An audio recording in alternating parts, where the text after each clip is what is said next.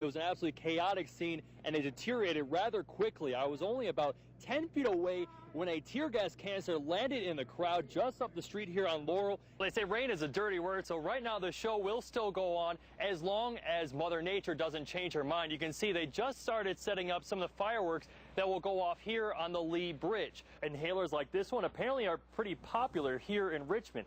Criminals will go to an ATM and they'll put a device on here that they use to steal information like your PIN number. When we stopped by earlier today, that was a nasty pothole, and as you can see now, it's been patched. Undercover marshals here in Richmond were simply trying to identify Barron at this Greyhound station off Boulevard when they say he pulled a handgun out of his travel bag, briefly pointed it at the marshals, and then killed himself. It turns out it's actually illegal to put this sticker on the front of your car. People here in Deltaville are trying to get as many volunteers as possible to help put this town back together. Many people like to enjoy a beer outside with weather like this, but police want to remind you that you're not allowed to bring alcohol into city parks. So don't be surprised if you get a ticket if you try to bring it anyway. Kendall Carter is one of many people heading to James River Park for Memorial Day weekend. Like many people, she brought a few beers to the park. Everyone does it. So, I mean, I'm sure the cops know everyone's going to do it. So, you know, you just keep it covered up. Put it in a cup. That's where Patrol Officer Stacy Rogers comes in.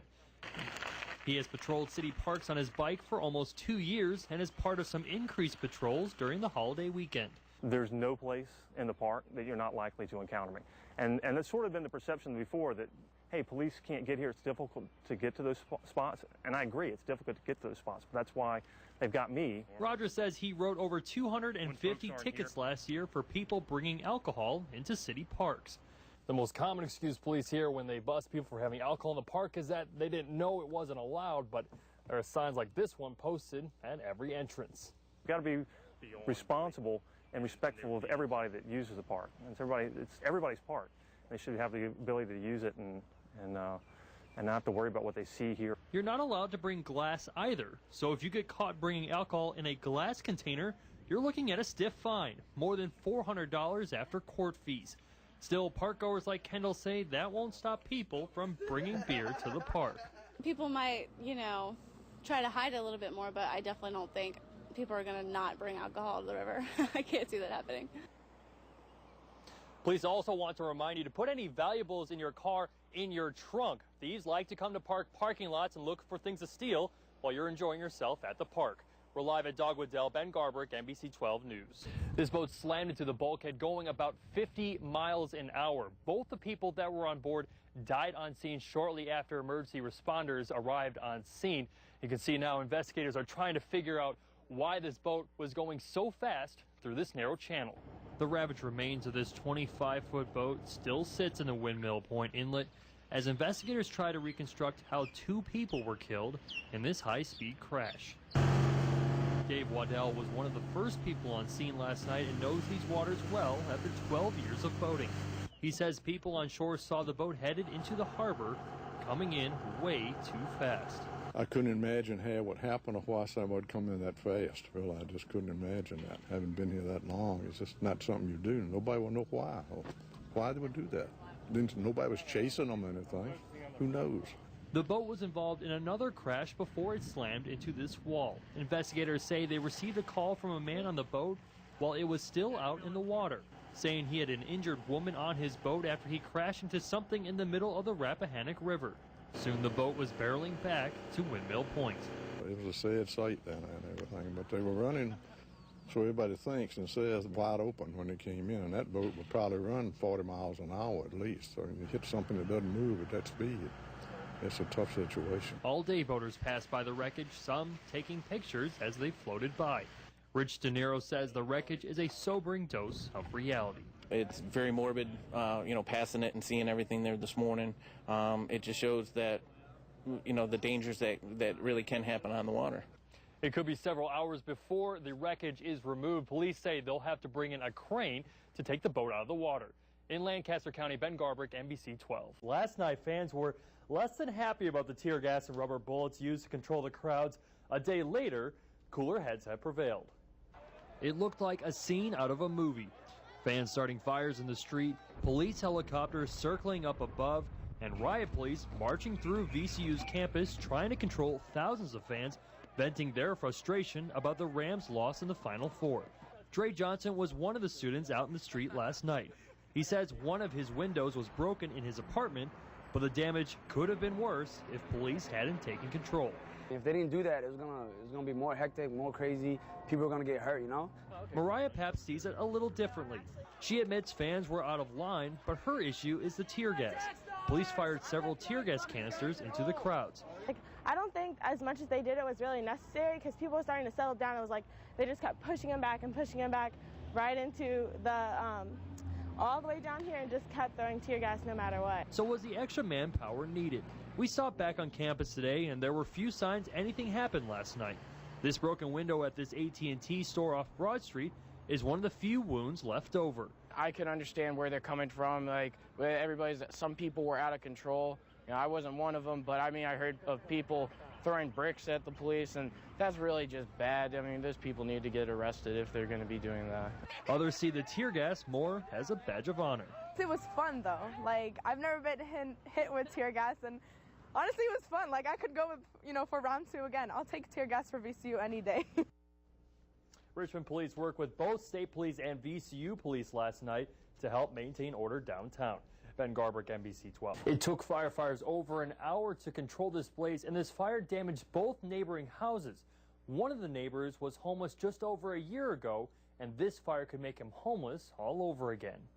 Sadiq Abdul Rahman was sleeping next door when someone knocked around 2 a.m. I ran outside in my underwear and went around the back and grabbed the water hose and turned it on and started spraying the fire billowing out the house next door. Firefighters arrived soon afterwards and discovered a homeless woman killed in the fire. Investigators went back inside the home when day broke, trying to figure out what may have started it. I feel blessed to be alive, all things considered. The vinyl siding on his house melted and the flames spread to his attic. Sadiq says he has extensive smoke damage and water damage inside his home. 18 months ago, he was homeless before moving in here, and now he has to find a new home all over again. I went from homelessness to having my own house, and I worked a whole lot. We worked hard and put a lot of love in this house. We didn't want just a house, we wanted a home. And now we got to just walk away from it. Neighbors say homeless people often seek shelter inside this home. Investigators are trying to figure out if someone set this house on fire intentionally. The fire is currently being called suspicious by firefighters, and an arson investigation is underway. Now Sadiq is trying to figure out where he's going to live. And I don't know what I'm going to do next, but there will be water if God wills it. The Red Cross is paying for Abdul Rahman to stay at a nearby motel for the next few days.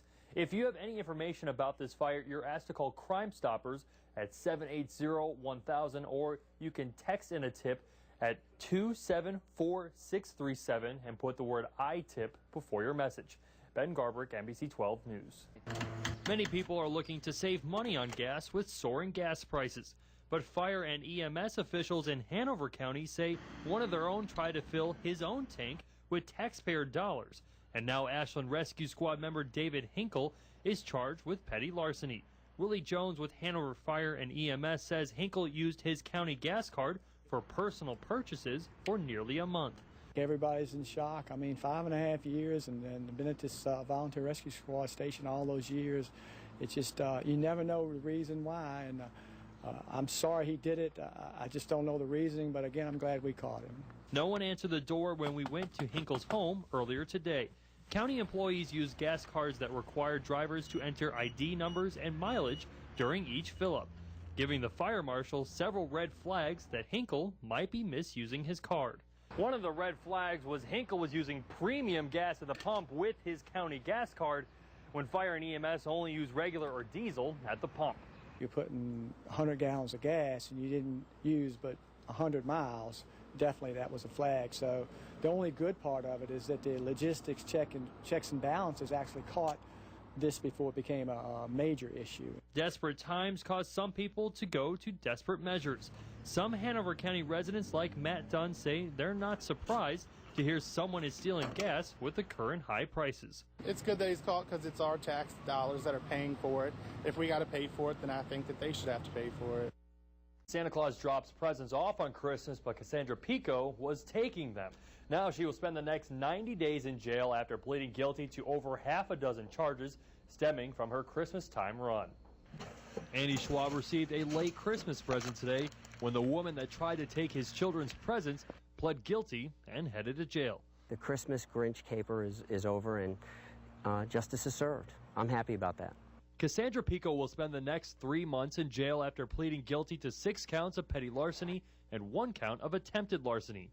That last charge was only attempted larceny because a neighbor confronted Pico after she saw her on a neighbor's porch. My neighbors cared enough about my well-being, I care enough about their well-being, that we're looking out for each other to stop people from doing that sort of thing. In court today, a judge read out loud a list of items she took, including food, DVDs, and other electronics.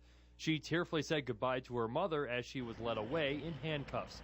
Even though several months have passed since Pico targeted this neighborhood, people here still have unanswered questions. I wanted to ask her, what was going through your mind that you thought it was okay to be on my porch to take my packages away from my children's Christmas? What made you think that that was okay? Schwab says he still hasn't wrapped his mind around what happened right on his front porch. On one hand, I was shocked. Why would anybody do that, run around to front porches and steal packages? On the other hand, I'm a little cynical in this day and age. Yeah, I wasn't surprised.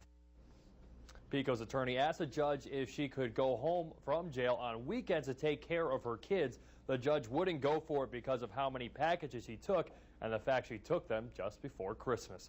Ben Garber, NBC 12. An elderly couple pulled into the westbound rest stop off I-64 in New Kent around 4 o'clock this morning. Shortly after they arrived, 2 people approached the car saying they were having car trouble.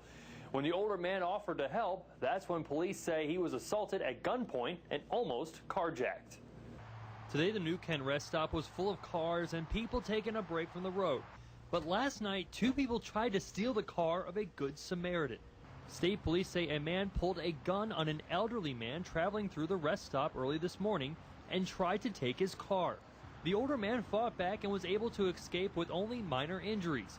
Details of this assault and attempted carjacking can be unnerving for people that pass through the New Kent rest stop, like Skylar Shane. You know, you just have to always be on your guard, and you know, there's not a lot of people out here at night to take notice of something like that happening. So when you're out here alone at 4 a.m., you're almost better off not even coming to a place like this. Sergeant Thomas Molnar of the Virginia State Police says these 2 suspects took a big risk trying to steal someone's car in a well-lit area with other people around. It's lighted, there are people around, the attendants are around, state police patrols the rest areas all the time. Matthew Farley is another person that stopped at the rest area this afternoon. He says it's hard to believe someone would try to take advantage of an older couple's generosity. It's just such a shame because, you know, I think maybe for a lot of us, you know, our initial reaction is when somebody's in a situation like that, you know, you initially want to help them. You want to help them out. But it just really shows, you know, just how sick people are these days. But timing can be everything. Many drivers we spoke to today, like Skylar, say they'd help out someone with car trouble. Just maybe not at 4 in the morning. That definitely worries me, you know. But as far as at regular hours, well-lit areas, you know, I generally trust someone who would come up to me like that.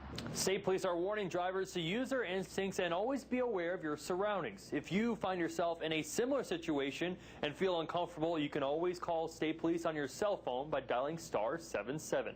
Ben Garber, NBC 12 News.